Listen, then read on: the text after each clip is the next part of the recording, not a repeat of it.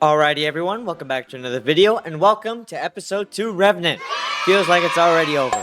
But despite the fact that we only had a 14-step quest, we've got a brand new sandbox to experiment with. And Stasis is cooking. So we're going to be looking at a lot of Stasis builds this season. So let's kick things off with this Stasis Warlock build. Starting out with our abilities. For our super, we're going to be using Nova Bomb. Expanding Abyss may be gone, but that doesn't stop Nova Bomb from being a very great damage super. For our class ability, you're going to want on a Healing Rift, your choice of jump, and our melee, Arcane Needle. Yep, I'm still using it because it's still the best. Unravel is a great debuff to apply to targets as they take damage over time from that. And for our grenade, we're using Healing Grenade.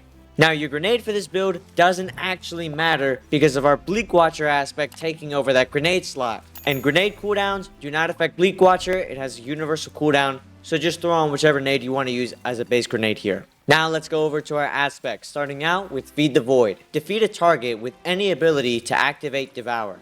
Your Devour effects are improved, restoring additional health and grenade energy. Now, as we all know, Devour is an amazing buff that is very easily applied by getting an ability final blow, which Shatter counts as an ability final blow here. All the same, the benefits of grenade energy and health on final blows are amazing. And next up, we're going to be using Bleak Watcher. Convert your grenade into a stasis turret that fires slowing projectiles at nearby targets. And as many of us know, stasis turrets are very great at crowd control as they autonomously shoot targets for you. You don't even have to be looking at them. The projectiles applying slow is also really great because this effect will allow them to stun overload champions as well as freezing targets that can then be shattered to then stun unstoppable champions. So that's 2 champion types here.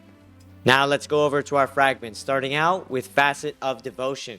Defeating targets afflicted with stasis or strand debuffs grants bonus light transcendence energy. So this is very useful here as the majority of our build centers around darkness abilities and damage. So getting that trickle in light transcendence energy will help us become transcendent a lot easier. It also gives you a plus 10 to your strength stat. Next up, we're using Facet of Command. Freezing or suppressing a target reloads your equipped weapons and increases weapon stability, aim assist, and airborne effectiveness. Defeating a frozen or suppressed target creates a stasis shard or void breach. So with this, because our stasis turret is constantly freezing things, this is a very nice quality of life mod that will allow our equipped weapon to be constantly loaded, although there is a short cooldown in between the effects of Facet of Command. Next up, we're using Facet of Balance. Rapidly defeating targets with light damage grants melee energy, and rapidly defeating targets with darkness damage grants grenade energy. Now our build here heavily features our stasis turret grenade, so naturally we're going to want to keep that up as much as possible. So us doing darkness damage will assist in getting our grenade back on darkness final blows. Next up, Facet of Protection. While surrounded by combatants, you are more resistant to incoming damage, while transcendent, the effect is increased. So, as always, damage resistance is a welcome part of any build, and this fragment will grant us some when enemies become close.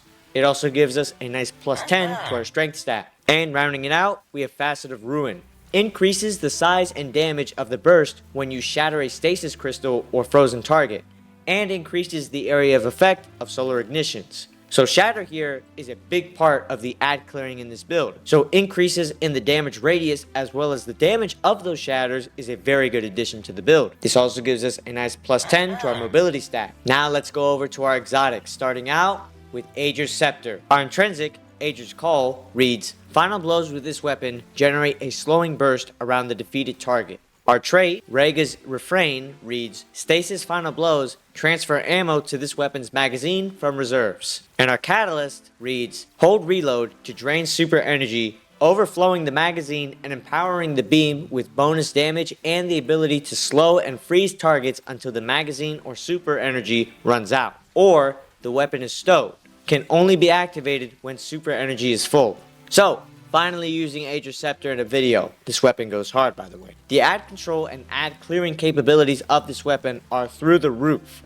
One final blow is all it takes to start a chain of freezing and shattering that will clear rooms of enemies. The super damage mode is also a neat option that can be used if you need a very large burst of ad clear all of a sudden. However, I would only use it in scenarios where I know I don't yet need my super for anything coming up, or if my super itself is not able to do the job. And next up, we're going to be using the brand new seasonal exotic Rime-coat Raiment. Our trait, Bleak Domain, reads, your Bleak Watcher turrets are enhanced with extended range and are surrounded by stasis crystals and a storm. While standing in the storm, you are granted icicles over time. Icicles activate when you fire your weapons, applying slow to targets they hit. So, this exotic kind of completely changes how you play around stasis turrets. Before, it's often you would just throw one out to the corners of the room or plop one out with the Getaway Artist and forget about them. But now, I prefer to stay in the rift-like area of the stasis turret to build stacks of the icicles. As for a few weapon suggestions, for your primary ammo weapon, you're going to be using any weapon with shoot to loot on it, as this is a great way for you to pick up ammo without having to leave your stasis turret. And for a heavy weapon, I'd recommend any heavy grenade launcher just so you can take advantage of some of those other artifact mods. Speaking of which, let's go look at those now. Now specifically in our artifact, we're going to want to use mods like Hail the Storm, which reads shattering stasis crystals releases shards of ice that damage and slow targets, as well as Brain Freeze, which reads frozen combatants become surrounded by chilling fog, which slows combatants that aren't already frozen. And Concussive Reload, which reads using a grenade launcher to damage a boss, damage a champion, or break a combatant's shield weakens them. As for our armor mods, we're looking for any mods here that give benefits to our stasis weapons. Things like Stasis Siphon, Stasis Loader, or Stasis Weapon Surge. So, for our gameplay loop, essentially what you're going to want to do is open with throwing out a stasis turret to an advantageous spot. Then reach that spot and throw down a healing rift. Once you're there, simply shoot Ager's Scepter and get kills. These kills will continue to freeze and shatter targets, and kills with darkness damage, which we are doing, will contribute to getting our grenades back, as well as the shatter damage giving us Devour so we can get max health and grenade energy on each final blow. Stasis target final blows will also give us some trickle light transcendence energy. And you will use your shoot to loot primary weapon to pick up bricks of ammo without having to leave your rift and turret. Your heavy grenade launcher can also be used to weaken bosses for you to then throw your Nova Bomb onto.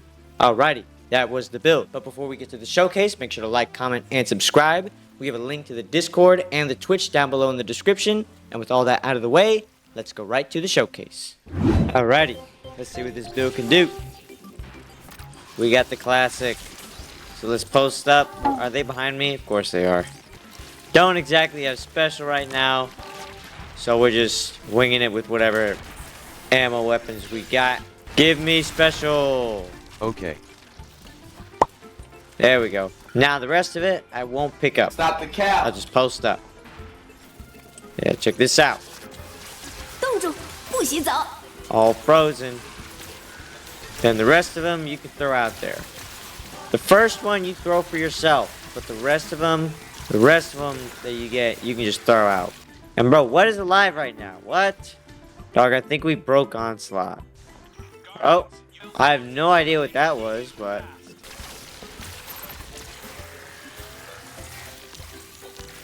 Don't have a healing rift, which I would have liked to have, but that doesn't stop me from killing that guy. Or it will stop me from blindly going in there like that guy did. These Grims, they can be annoying. But you just post up with one of these. The shatter damage normally gets about all of them. One more. Oh. What? Third time's a charm. Time to go to work. Colossi, no problem. Where's the majority at? Ah, over here I see. The dropship over there like tricks you, I swear. You want to like preemptively throw your abilities, but you gotta wait.